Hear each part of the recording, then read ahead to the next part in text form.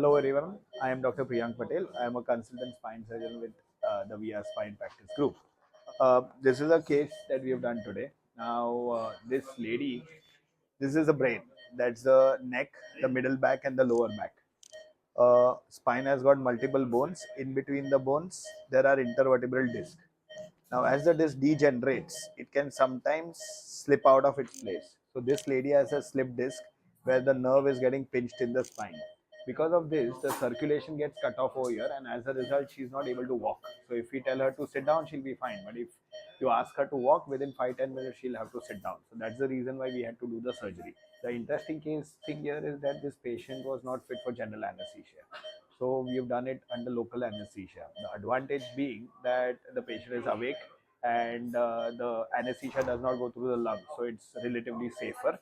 The only thing is that you have to do it quickly. So if you're able to quickly do the surgery, and if it is a short surgery, then it can be done under local anesthesia, which is significantly safe. So that's basically what we have done today, and that's basically the unique thing about today's surgery. Thank you.